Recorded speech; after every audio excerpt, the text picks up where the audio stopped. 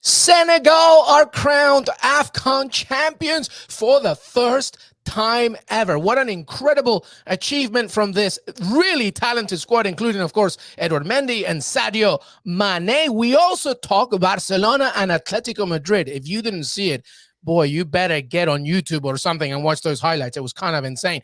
FA Cup, fourth round, Juventus and Dusan Vlahovic, and of course, the Milan derby. We're here to talk about it all. Weekend recap, and I've missed my man. Heath Pearce is here to talk about it all. Of course, Qué Golazo, weekend recap, and it all begins right now. Hey everybody, welcome to Qué Golazo, our weekend recap. Before anything, I've missed this man. Heath Pearce, how are you, buddy? You know what? I'm doing good. I'm doing really well. It's been a while. I was on the road for a bit, and it is not this, when you talk about having your, and I'll make this short, I promise. But when you talk about having your I just want to sleep in my bed again. I want to lay my head on my pillow, all those things. Well, I've gotten to the point, and maybe this is dating me because I'm getting old, but having my home studio, my mic, my podcast mic, my setup around me, the comforts of that, of like all your things, everything's dialed in a way that I feel like I'm in full control. And so it's just nice to be back. It's nice to be chatting with you. I haven't talked to you in a bit, but yeah, man, life is good. Life is good. Good to have you. You have been around and traveling, family stuff, the holidays, etc., etc., etc. But yeah, it's good. It's always good when you're home and you just feel comfortable in your own surroundings, especially in this day and age, right? Because, our studios are in our house and we want to make sure that we feel good about it. But, you look good, man. I haven't seen you in a while. I know that USMNT had a bit of a roller coaster of emotions during that time, but it's been good times, huh? You and Jimmy? Yeah, it's been a lot of fun. Also for you, Peru. What's going on, man? I don't know. A roller coaster in the right direction versus the U.S., which is just like this constant, like what happens next. But yeah, we got a lot to catch up on. Probably not for this episode because it's a weekend recap. And neither of the things we've talked about are from the weekend, but yeah, we got to just maybe get on a group chat or a phone call. We do. And I tell you what, maybe, hey, hopefully both nations will be at the World Cup. Wouldn't that be amazing? That would be amazing. Hey, check this watch out, dude. Peru colors. Get it closer. It's not a Peruvian. Maybe it is. I'm trying to remember what club this was. CAP, I think it says, but it's beautiful. Yeah. You got the Peruvian colors there. Yeah, I love it. You when they go to the World Cup, I'll give it to you so you can rock the colors. Thank you, brother. Hey, and welcome everybody. Thank you so much for being part of the family. We are getting closer, everybody, to 10,000 subscribers on YouTube, and that's because of you. So thank you. So keep subscribing, share the word, spread the word, comment, engage. Let us know where you are watching from as well. We always love to, maximize our audience potential. What's up, Ilias? Always here as part of the family. How are you? Yes, we're going to get into it, Ilias. I promise. We're very happy about Senegal. Good for them. Their first ever AFCON title in a penalty shootout against Egypt, who were looking for their 8th title, the most successful nation in AFCON, of course, but it was Sadio Mane, Edouard Mendy, and co. who finally make it happen. Very happy for them. A very contentious final that ended in an extra time. Nothing came from that. Some very good performances from a goalkeeping perspective, but in the end, the penalty shootout goes to Senegal. Heath Pearce, how good is that? Did you have them as one of the favorites early on, and are you surprised by the victory?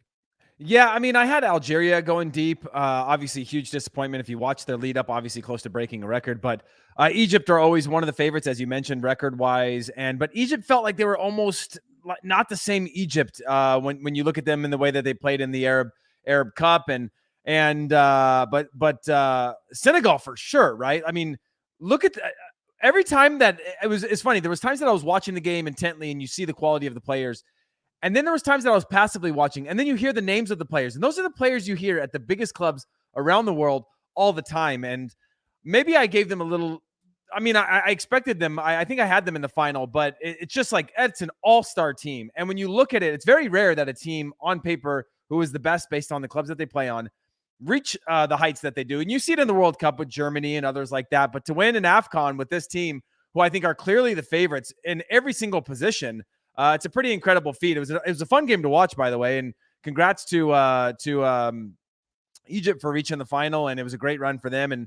And Senegal had I believe it was Senegal that had the easier run to the final. But they did a job. It was a crazy amount of saves in that game. Sadio Mane could have had 3 goals, if not more, and ends up becoming the hero in the end.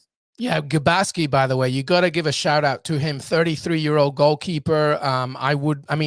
He's 33 from a, respective situation. It's not the youngest of goalkeepers, but he definitely deserves a mention, especially the things that he did against Cameroon in the previous game. But look at that.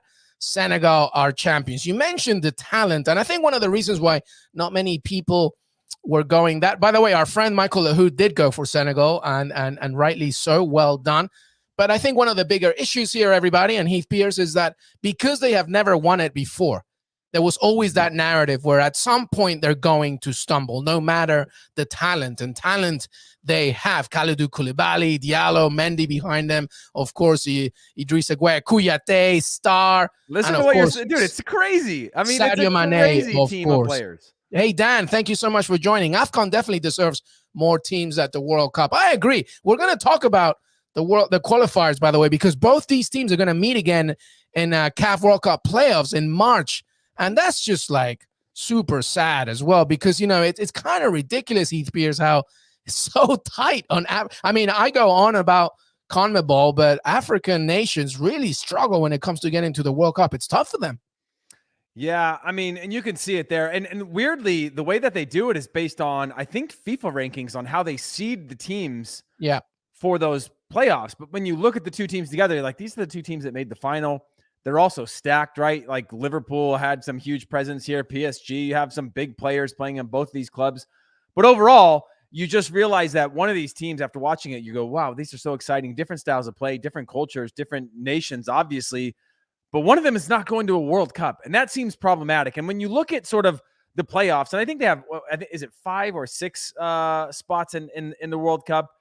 You just quickly realize for how many nations there are, how many quality teams there are, that it's kind of a shame that we're not going to have more. Having said that, after this World Cup, we will have more, and there will be more, which will be really exciting. But you might miss out on an opportunity to see a generation like we're seeing now with Senegal, or the end of a generation like we're seeing, or the potential end of a generation that we're seeing with Egypt. That's a good point about the following World Cup after Qatar. And by the way, a special shout out to Sadio Mane, who had 2 penalties saved in AFCON 2019, one versus Uganda, the other one against Kenya. And finally, he gets some redemption. But this is the qualifying phase, by the way, if you're watching on YouTube. Egypt against Senegal. Cameroon, by the way, the host nation, who did get 3rd place. Abubakar rescues Cameroon with a brace at the death. That was a ridiculous game. Burkina Faso were very comfortable ahead, and suddenly Cameroon came through. Cameroon against Algeria, Heath Pearce, for a World Cup qualifier. How big is that going to be, by the way? I mean, almost as big as Ghana and Nigeria. And obviously Ghana and Nigeria aren't the Ghana and Nigeria of the past, but these are still like I almost said gigantes. These are giants of I like African that you football. Said gigantes. Yeah, but I was like, there's giant doesn't do it the same way as gigantes do, and it does. And I mean, you just look at the matchups and you go, okay, Morocco, Congo, I get it. Mali, Tunisia, I get it. You want to have everybody have their chance. You're looking at, like you said, you just mentioned Burkina Faso reaching and being 3-0 up in the runners up or consolation game. They're not even in this. And so you realize just how many good teams there are. And it's really wild to think about some of these big teams that we've watched for the last year, whether in World Cup qualifying, now AFCON, like I said, the Arab Cup. There's just some of them are not going to a World Cup. And it's kind of crazy to think about. Absolutely. It's kind of insane. Ghana now managed by Chris Hughton, by the way, Ireland's own. Our producer, Des Norris. He's expected to be confirmed as a new manager. Thank you, Des Norris. I'm always looking for that. But those are the World Cup qualifiers, and that was AFCON. Before we move on, by the way, I just want to have a special shout out. We did a few preview episodes for AFCON. We had some great guests. Who really everybody, just the reporting and the daily information and stories and narratives and stuff from the continent, from the tournament, was really great. And, we yell about Twitter all the time, but it was really a great foundation and a platform to see all these stories, Heath. I was very, we also have to highlight the fact that there was a tragedy, in that Cameroon game. People did die, and we have to highlight that as well, because I don't think it was talked about enough. But this was a tournament at the very least, that highlighted the emergence, the importance, and the value of Africa, not just a soccer nation, but of its people. And I think it's worth mentioning. And I salute everybody that really were there reporting so well throughout the competition. Yeah, I mean, this show was a platform for me to learn and continue to stay updated with the guests that you had. Obviously, it's unique, right? We're so spoiled in the West with English language coverage of as much as we can possibly consume. But when you get to certain countries, whether Europe or Africa or Asia, it's hard to find information, right? When you have something like this and you have a team of dedicated people like a Michael Hood, like our boy Nigerian Scams, that are able to kind of give you that context and contextualize it firsthand, it just brings the tournament to life. And obviously, tragedies are something you never want to see. But to have people close to the situation and people close to the atmosphere and the excitement of the tournament, it sort of invigorates me to follow it more and search for more information and feel like I need to be part of that conversation. And obviously, a lot of that happens on Twitter, and you dive in, you learn more, and you educate yourself. It's a lot of fun. Absolutely. Special shout out to Maher Mezahi, by the way. He was part of our full preview before that. He was working for the Athletic for the tournament. He was great. But everybody, well done. A great tournament. And hopefully this also means more African representation from a player's perspective. Scouts came to these games and really saw the talent. I mean, and it all ends with Senegal, who's just, it's just ridiculous, the embarrassment of riches this kind of team has. So, Miguel, thanks for joining, buddy. In your opinions, would a player rather win Cup of Nations or play a World Cup? Wow. Heath, what do you think? Yeah, I sort of half read that. And I was like, win a World Cup, or play in this or play World Cup? I'm like, obviously World Cup. But I would say the World Cup. I mean, domestic or regional tournaments, I got the chance to play in the Gold Cup. I played in the Confederations Cup, and those were really big. Obviously, Confederations Cup, we lost in a final to Brazil after beating Spain in the semis. It was a historic moment for me personally, but I still felt empty not going to a World Cup when I was in the final 30 and didn't make the 23. There was just this thing, and maybe it's just culturally coming from the U.S. that you always dreamed of the Olympics and the World Cup when I was a kid, and that was the heights, right? This other stuff didn't exist in my mind until I played in them. And so I would think that's probably a universal want or a will, is the World Cup is sort of the highest stage, right? Because you're rewarded for your club career. You're rewarded for everything by representing your country at the highest stage. And so I think making it to a World Cup squad or playing in a World Cup has to be sort of the pinnacle, at least in my book, for a playing experience. I agree, which is why do not make it every 2 years. There you go. God, it would be so much. Good answer. Good question there. Having said that, by the way, Champions League is sick every single year.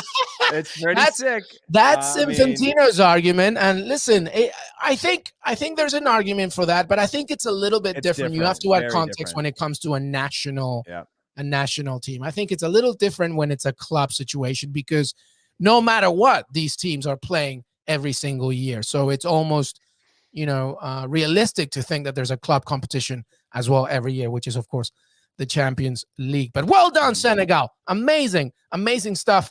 Well done indeed. All right, let's move on from AFCON today. By the way, we're gonna give you, there's so much action we can recap. We want to give you the big ones. But if you have anything to comment, please ask us questions. HP, yours truly, will be here to answer them. But we move to the FA Cup.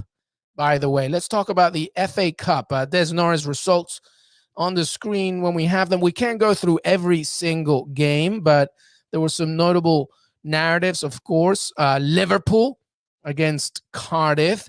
The Reds did very well without their two main stars who were in the African Cup of Nations. Harvey Elliott, by the way, what a great thing for him, coming back with a bang after recovering from that injury. Tottenham beating Brighton 3-1. Spurs scored more FA Cup goals than any other club in history, 906. Man City destroying Fulham.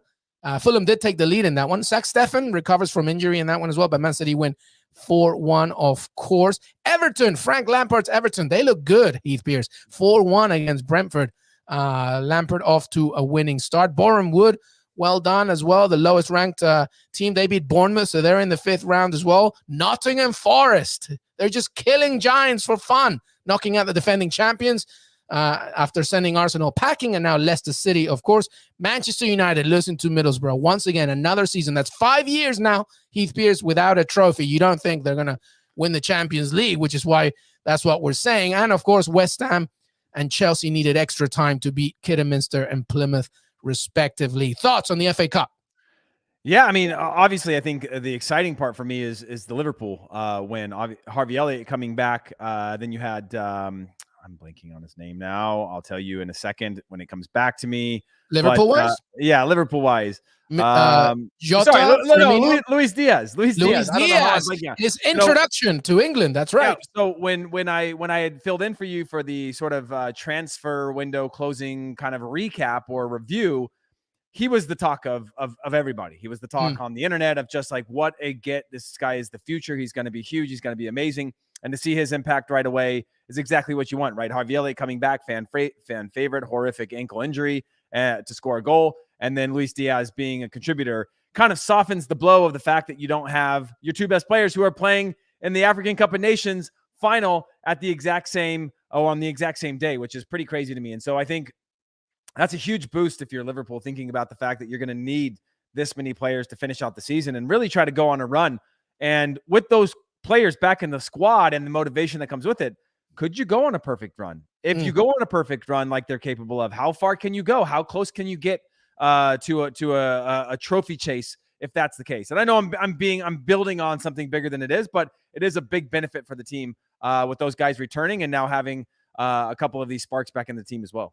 Absolutely. So we'll see what happens. Obviously, you know, as the competition keeps narrowing down, the ones that you think are going to keep going are in there. But shout out to Boreham Wood, by the way, who remained the lowest ranked side, who are in the FA Cup. And this is the draw. In case you're all wondering, Peterborough United against Man City. That should be a good one. Nottingham Forest against or Leicester City. Forest against Huddersfield Town. Everton against Boreham Wood. So that should be a good one. And Norwich as well. Dean Smith's Norwich, 3 straight wins in all competitions against Liverpool, of course, in that one. Who do you have winning this whole thing, if I ask you that right now? I don't know. I mean, Forest were sick. They're on sort of that Cinderella run. I mean, when you bag 2 goals in like back-to-back minutes, it's pretty deflating. Good goals too, man. Yeah, it's pretty deflating for any side, including Leicester City. But I look at that and go, maybe Spurs? I don't know. I mean, I just love seeing Middlesbrough as well. Their name come back. I haven't talked about them or mentioned them in a while, and that was just for some reason it's got some sort of warm, fond memories of good times. Juninho, Ravanelli, there's some great players. Yeah, exactly. But it's tough to say, and this is the excitement. And there's 2 things I want to say, and I know I'm pulling this conversation west, which I refuse to elaborate on. But Zach Steffen being magically okay bothers me. I'm not going to talk about it anymore, but that bothers me. And then the part 2 is, we have this historic thing called the U.S. Open Cup, right? And it's one of the oldest tournaments in the U.S. And I think right now it's a little bit sad when you see just the unbelievable nature of the FA Cup and what that could be for small communities with no hopes to what we saw with like some of the teams that lose in this round with the minnows that are making it to the 4th round, the excitement that they have, the way the fans celebrate of making it this far. There's like these micro goals and wins along the way that make it so big and beautiful that I hope someday we embrace that. And I think we're going to get to that, but it also needs to be supported by communities and regionally and then nationally. That just gives me hope that someday the U.S. Open Cup could have some sort of magnitude across all leagues and all competitions and all levels that can get to this, because it's just so fun to watch, knowing that every single round, no matter what, one of these big teams is going to roll out their best or not their best players, and they're going to lose. And that's a pretty fun thing to watch. Yeah, no, well said. I mean, that's exactly what the U.S. Open Cup needs. I mean, I remember years ago in the FA Cup, the University of Bath were in there, and they were like, you want to hear those kind of stories, I think. And to your point about communities, it's the best way to build and strengthen a nation that's still developing in the soccer world, right? That's big, but it's still trying to infiltrate certain communities. There's no better way than an open competition for everybody. I think that's just an overall win. All right, we're going to keep going here. Let's talk about, we've already done the on-screens. Well, we're going to take a break, actually, everybody. We're going to take a break. When we come back, we're going to talk about the rest of Europe, including La Liga. If you didn't watch this game, I don't know what you were doing, but Barcelona winning, really the best win by Xavi, I think, in this situation against Atletico Madrid. So we're going to take a break, And when we come back, there's going to be a nice little commercial break. When we come back, we talk La Liga. We talk the rest of Europe, including a lot of shakeup going on at Serie A, of course, and some final thoughts. Heath, Pearce, LME, Qué Golazo, weekend recap. We'll be right back. It is just as simple as someone being able to see it, to see that it's possible.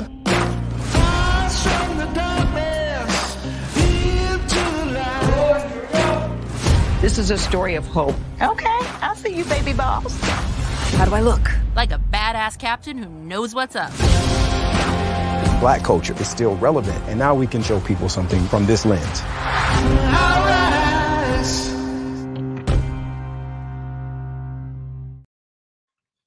Great stuff there. And don't forget, of course, that we are February, Black History Month, of course. And welcome here back to Weekend Recap. Heath, Pearce. All right, we've talked a little bit about AFCON. We've talked the FA Cup. Let's get going now. Let's discuss La Liga. Barcelona, Xavi. Of course, there was a lot of action in the January transfer window. Pierre-Emerick Aubameyang, Adama Traore, Ferran Torres came a little earlier. Of course, a lot of action there for Barcelona, facing an Atletico Madrid where, Heath, Pearce, we've been talking about them, and now we're not so sold on them anymore, and wondering whether really Cholo Simeone and Atleti should really just say goodbye at the end of the season. We were wondering about that. Well, guess what? Barcelona really exposed Atleti, and, you know, this is an imperfect Barcelona. They're not exactly the complete deal Barcelona, but they win 4-2. Dani Alves had a drunk hat trick. That's a goal, an assist, and a sending off. But the timeless Dani Alves scores in that one as well. Adama Traore did his thing. As many assists as he got Wolves this season, I believe. But his direct crossing from the right made sure that Barcelona got their win. And that's a big win for Xavi. Barca go 4th now. 4th, Heath, Pearce. Atleti go 5th. I think that's the biggest storylines there. And we'll talk about some other things involved in the game. But Barcelona, by the way, have scored more headers in La Liga than anyone else, Heath, Pearce. That's 9. What say you about the game? I would have thought that Benzema alone would have scored more headers than anybody in the league. Right? But I guess I was wrong. Yeah. Hey, LME, give me those attacking signings again. Okay, Adama Traore. Yeah. Ferran Torres, that was earlier, of course. Dani Alves as well, that came in a little later as well. And Pierre-Emerick Aubameyang. Okay, and you know who scored today? Dani Alves, Araujo, and Jordi Alba. 3 defenders. Got you 3 of your 4 goals. Jordi Alba's goal, by the way. Oh my gosh, God. What a banger. It was like slow motion watching it. Like when you see a clean strike like that, you just can't help but admire it. But yeah, 3 of the 4 goals outside of Gavira being scored by defenders, which I think is kind of funny considering that they brought in all these reinforcements, and every day we said, how is it that they can afford these guys? How are they paying salaries? How are they able to pay these wages?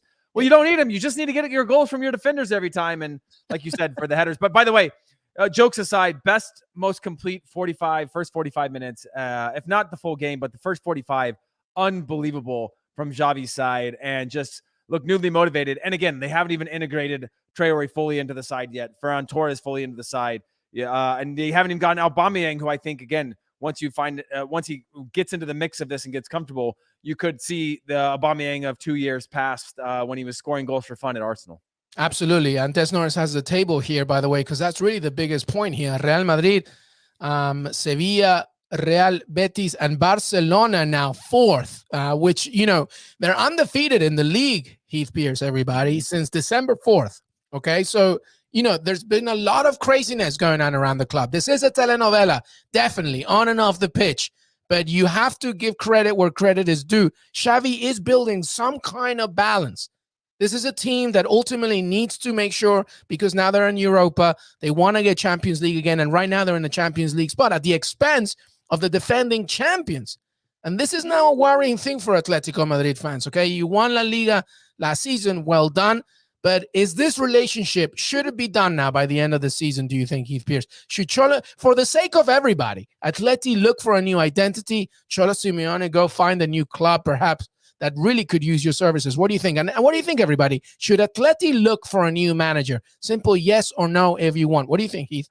Yeah, it's just, there's something about his style of play that I find it hard to think that next year or the year after you're going to build sustainability on it without having a whole new rebuild of a team. And I think the game is shifting and it's evolving and it's growing. And I think he's just a step off of his style being able to, successfully do that into the future. Again, reigning champions, it's tough to say, okay, look, last year it worked, this year now the project is over. I think that's a little bit harsh. And so I'm kind of confused I'm kind of confused in that sense, but I do think if ever is a time, this is the one where it kind of just looks, the thoughts look fatigued, they look tired, and it's time for something new. I mean, I don't see how after this season you don't have the ability to kind of amicably make a change to the future. Yeah, absolutely right. I mean, I think Dan mentioned about Sevilla that, the reason they turned down Diego Carlos was because they really think they have a legitimate shot at the title, and that they do. But drawing this weekend does not help, though, there is a legitimate chance. So the table up top, the top four, is shifting. Things are turning. And I'm wondering, I was watching a few players today from Atletico Madrid side. Oblak is a shadow of himself. We're talking about Ter Stegen and his issues. Equally, he should be criticized as well. This is a team that at the very least, when they weren't scoring goals or playing that well, they were resilient. They would kill themselves before allowing the opponent to score. A collective unity, so to speak, that Cholo sort of brought. I don't see that anymore. I don't see that. Maybe in small stages every now and again, but Atleti, if anything, they were so difficult to break down. And it seems to me, especially today from what we saw, that they're not that anymore. And I'm wondering, really, should both of them just say goodbye at the end of the summer? It's not Simeone is a fantastic manager, what he's done for this club, but does he need a new challenge now to press the reset button? It happens all the time. It's just such a player-based system, LME, that it only takes 3 or 4 wrong players to throw a whole system off, right? We saw this with Mourinho and his teams that he's built. Cholo Simeone, the same. The mentality you have to have, the player recruiting, you have to get right so often. You have to bring them into an environment where there is still this foundation of like, this is how we play no matter what. And if you don't fit within that, you have to make those moves. And I just think that you're getting to that edge now where you don't have enough players buying into the system. And when you buy into the system and then the results don't come and you're one of the few that does, then you start to question the system itself. And it creates this perfect storm of players who didn't and the players who are buying in but not getting the results. You start to go, man, that's a recipe for disaster. And I'm wondering if that's the tipping point for his future there. Do you think Simeone is kind of the modern day Arsene Wenger, where his philosophy has taken you to a certain extent, and now it's time to rethink, specifically because of what the modern game kind of needs? Yeah, but I mean, if you look at the modern day Arsene Wenger, or even the modern day Sir Alex Ferguson and what he did, the hardest part is the transition, right? The hardest part now is you can continue to do what you've always done, and you'll get what you always got, right? Which is potentially you think that there's still a trophy around the corner, or that winning is imminent. But the hard part is now, who do you replace him with? And then how do you make yourself a challenger? And do you have 3 years or even 5 years, what we're seeing with United and others, multiple years, like an Arsenal, decades to figure it out from there? And I don't know who replaces him. And I don't know who or if he stays, how you rebuild the project. And I think that's the hard part for me, is trying to figure out where does that transition happen? We've seen it. So, I mean, I'm trying to figure out who has successfully transitioned from legendary managers at a club where the first well-known manager leaves. And that's no disrespect to previous managers, because there are legendary managers previous, but one's in the modern era where you go, wow, they put in a huge shift at this club. They made it a winning club. Now it's time for them to go because the game is evolving and we need to evolve with it. But who's next, right? Yeah. And how do you confidently do that and transition out? And I think being close to a trophy like they were this year, being the current champions, and the opportunity to move on past that of saying, hey, hand the baton to continue the project, I think that's your chance. But if you go, like you said, 3, 4, 5 years, the Arsene Wenger style, where you just never move away from it, then it feels like you're way down in the dumps by the time you change. And then it's like a lose-lose for the next person that comes in and the players that come in. It just changes the whole vision of the club, I think. Yeah, and it's even harder for Atleti. Welcome, everybody, your new viewers that has just jumped in. Weekend recap, Qué Golazo here with Heath Pearce. Please have a comment, a like, subscribe. We want to hear you. We want to get questions. We're talking about Atletico Madrid. I really feel, actually, you know what, and I didn't want to do this, Heath, but Jesse Marsch and Atleti could be kind of an interesting project, to be honest with you. He understands the capability of counter-attacking, but at the same time, he could bring something new, especially to the young players. Joao Felix is not a Simeone player. Like, I'm sorry, he just isn't. Yeah. Des Norris, he's telling me I'm drunk. Why not? Why can't Jesse Marsch dream of Atletico Madrid? Wouldn't that be cool as hell? I would love that. What is going on, guys? You got Jimmy saying if the U.S. beats Honduras, Jesse Marsch takes his job. You've got you trying to put Jesse Marsch into Atletico Madrid. You've got JJ talking about Jesse Marsch to Lyon if they replace. Jess is calling me drunk. Jesse Marsch failed at RB Leipzig. Now, he was very good at RB Salzburg, but he failed at RB Leipzig. Some of it his fault, some of it not his fault. There was a combination of things of not getting the players and injuries and all those types of things, but clearly felt like he couldn't do what he wanted to do. I love Jesse Marsch as a manager. I think it's great. And I do like your connections to the system that he's come from and how you could transition Atletico Madrid into not being so defensive, but being in that counterattacking gegenpress type of football. I think that could do really well and evolve the league in a different way to a different. And also, by the way, Atleti fans will just wait for just the one mistake for him to make and then for him to be gone. He's going to show up there. He's going to be speaking Spanish within 3 minutes. That's what I want. The local dialect, and they're going to love him for it, and they're going to at least give him a few months just on his willingness to immerse himself in the culture. Well, it's not as big, but Cholo Simeone has done that Sir Alex Ferguson thing that whoever comes after you, like, you better be amazing. Oh wow. Okay, El Niño Fernando Torres to manage. That would be kind of cool. It would be interesting. But anyway, it's something to ponder, Atleti fans, about what you think of Cholo, the great Cholo Simeone, and what he's done. But maybe it's time to really rethink who you want to be. By the way, Sevilla did drop points against Osasuna. Rakitic missed a penalty in injury time. Oh, that's going to hurt. But that's La Liga for you. So it's really interesting because now that Barca are fourth, things are getting really, really, really tricky in terms of who is going to get that Champions League spot. I still think Real Madrid's going to win this whole thing. I hope that Sevilla really push it harder. But now in terms of getting those Champions League spots, because the Real Betis remain in that spot, look at that. And now Barcelona, Atleti, even Villarreal maybe, I don't know. But it's interesting that Barcelona now, undefeated since December 4th, are now fourth, Heath Pearce. These top four is really interesting. And Villarreal beat Real Betis today. So they really mean business. Yeah, I agree. And, that's the sad part about Sevilla. There was no Benzema playing for Real Madrid today. And I thought maybe this was the one where Sevilla could win on the weekend and then Real Madrid drop points and then, somehow keep that gap tight where it seems somewhat realistic to be able to stay in that title race. But then being able to squeak out that 1-0 win makes it harder for Sevilla. There's not going to be a lot of room for error just because, again, Real Madrid. Sevilla have to have their best game regularly. That's a little disappointing for them to drop points in a weekend like this. That I actually, like I mentioned already, thought there was a chance with no Benzema. Maybe you don't get the goal production, but they only needed one and keep a shutout for them to get all 3 points. Intriguing indeed. All right, we're going to move on here. And I just realized, look, my screen's a little straighter. There you go. We're going to move on to Serie A, because if we were talking about the top four and how it's kind of tight in a race, Serie A has you, by the way. Unbelievable stuff.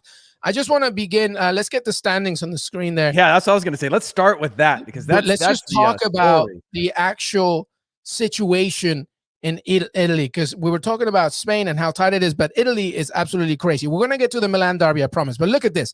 Inter Milan, with a game in hand, 53 points. Napoli, 52. Milan, 52. Juventus, now, Dusan Vlahovic there, 45, and Atalanta, 43. Lazio 39, but still that top four is absolutely crazy. We're going to talk about the Milan derby. Fantastic coverage there from Paramount Plus team, etc. But Juventus beating Verona today. Dusan Vlahovic in less than 15 minutes with a magical goal, and Zacharias, he also scored as well. So January looking very good. Then Milan, as we mentioned, beats Inter Milan. Amazing. Olivier Giroud writes himself into the Rossoneri folklore with 2 goals. Venezia lose 2-0 to Napoli. Victor Osimhen back to scoring ways, of course, but Atalanta do lose to Cagliari. And next weekend, by the way, Napoli against Inter and Atalanta against Juventus. It's all coming down, man. Like you can go anywhere you want. We can talk Juventus and Dusan, Milan derby, and everybody watching. Tell me your favorite moment from Serie A this weekend. But HP, talk to me about Serie A. How tight it is. Crazy. Yeah, and again, we saw a draw from Roma, which is problematic for them in the weekend where you've got some movement happening, right? And this was one where, again, I go back to February last year. I think it was January, February when Inter played AC Milan and Inter ran away with the title from that point on. This was a huge moment. Inter dominated this game. They were the better team on almost every single way, especially for the first 70 minutes, but just a blip in focus for 7-8 minutes allowed Giroud to get the goals that he needed to put them out in front and now really close this gap. And then Juventus in the form that they're on with Vlahovic, coming into the side, and Zakaria, like you said, both of them having an instant impact. And it seems like a small deal where you go, oh, look, the ROI, they've already scoring. That's not going to take any time. And I remember you just tweeted that of like, oh, he's going to, Vlahovic's going to need time to settle in. What you weren't saying that, but people saying that when you use that into your tweet. But for players like that, stepping in and showing instant impact is a reward, right? It's a feeling. And now you can run on that from a momentum standpoint where the players on the field go, okay, now we got more firepower. And those players come in less nervous. They're more settled in, and they can turn that into something positive where that could turn into some serious momentum for Juventus that we haven't seen so far. Yeah, they've been in good form as of late, but, Juventus that we know trying to win Champions League titles and the Juventus of, the last 12 months are two different things. And that gap could close pretty quickly with a little bit of a run of form here. And of course, the Champions League, who knows now with Dusan Vlahovic? I mean, he is a legitimate world-class striker, okay? He really is. And now that added offensive firepower is really going to help them. So questions for everybody out there, you throw it to me. But A, can Juventus get that Champions League spot, okay? And B, how far can they go in the Champions League, I wonder, by the way. But, hey, by the way, Jose Mourinho, you're talking about Roma. He was mad, man, after the game. He had a pop at soccer, complaining about Desagnolo sending off. He said, this is what he said. He said, it's no longer football, maybe soccer, as they call it in the United States. If the referee made a mistake and had to validate the goal, then he will be the first not to be happy. And for Roma, it is deja vu because it's happened to us many times. First of all, why are you what are you talking about? Like, look, can I just say something? Listen, everybody out there, if you're watching and you're not in the States, and I'm not American, I'm just going to tell you this. England gave America the word soccer, okay? Mm-hmm. That's what English people told Americans to call the game. This is not a creation from America. So whenever you say call it football, it's not a word that Americans created. I just want to get that clear, okay? And now, Mourinho, about, he definitely rules himself out of an MLS job, Heath Pearce, I think. Yeah, I mean, look, the U.S. has done a lot of bad things to places in the world, right? We are the blame for a number of things, but we can't be the blame for Mourinho's problems in Serie A right now. Even though we are talking about an American ownership group. In fact, he probably made the ownership group mad for making comments like that. But now, he's definitely ruled himself out of MLS job. Having said that, if he were to put his hand up, he'd probably be taken immediately with a record-sized contract. But yeah, it's a weird correlation to put. But I feel like at night when he's like sitting in his bed, and he just writes down these things of like, what could I say? What could I do? How could I make this not about me? And so it's one of the I just look at it and I go, it's fine. Yeah. It's just bizarre to me. It's funny to somehow loop the US into something we've got nothing to do with, but what do I know? Yeah, exactly. I mean, listen, whatever. He's just mad. He wants to be mad at everything. All right, let me ask you this very quickly then. The same question that I asked everybody, Heath Pearce, like Juventus, like how far do you see them going, by the way? Because Inter, even though they lost this weekend, they have a game in hand. Do you still see them holding on to that title? But do you think that Juventus can really have a claim? And of course, the Champions League as well.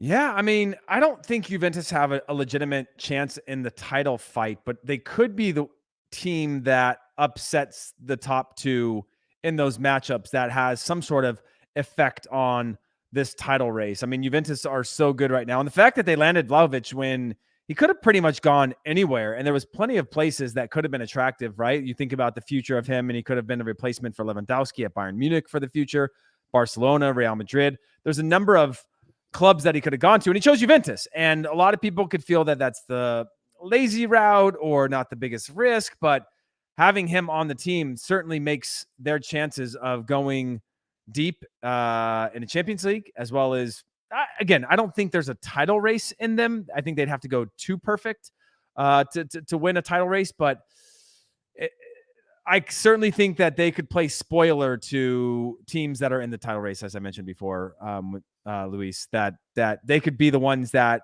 finish in the top 3, finish it even in the top 2, could spoil the party for people along the way, and kind of have that type of power where they're going into next season as a legitimate title contender. Yeah, no, absolutely. The one thing's for certain, though, the Serie A title race is really interesting, especially the top 4 as well. And as I mentioned, next weekend, Napoli against Inter, Atalanta against Juventus. And of course, you can only watch it on Paramount Plus. Get that 7-day free trial. All right, well, listen, that's it. I only have for you, Heath Pearce's final thoughts from everything that we haven't discussed. I mean, PSG did their number on Lille, Bayern against Leipzig. That was a 3-2 game. And 153 days later, Gio Reyna makes his return for Dortmund off the bench. And Mestalla gives David Silva a standing ovation. And the Club World Cup, the semis are set, and Monterrey are not there. So, we do have a question for the chat as well for you before we say goodbye. How is the top 4 finishing in Italy? Make sure that you tell us that. But any final thoughts from anything that we mentioned to Heath Pearce before we say goodbye? Well, PSG put a beating on Lille. The upside is that Timo Weah started again for anybody that has been following along the Qué Golazo podcast over the last 10 days. Our biggest worry is playing time. You know, again, having Gio Reyna back in a side that also took a beating by 5-2 from Leverkusen, but to have him back is great. There was some good performances. Yunus Musa continues to play, which I think is also great. Bundesliga is boring. Bayern won 3-2 over Leipzig, but the biggest thing to me, by the way, is the Club World Cup semifinals. You have, I believe it is the Egyptian club that are missing that are missing some of the players that are playing for Egypt, and somehow they've been able to navigate and manage their way to a semifinal, which is pretty awesome. And hopefully they have their players back in the squad. But yeah, that's pretty much it for me. Other than the fact, by the way, in Serie A, because of the fact that Atalanta lost to Cagliari, now our boys, the American Venezia, are in big trouble in the league after losing to Napoli, are now down in the relegation zone, and it's not looking great, even though they had picked up Nani in the transfer window. Yeah, and we're getting all your answers here, your replies to what you think will be the top 4 in Serie A. I've already read from 2, Dan and Natalie, I believe. Neither one picked Inter. They feel like Inter will be lacking down. I'm not so sure. I love that. I think Inter win the league, but like I would love to see that not happen. No, me too. I think Inter will win the league, but I would like to see those kind of narratives, because I did predict, I think you were with me on this one as well, that I thought AC Milan were actually going to win it.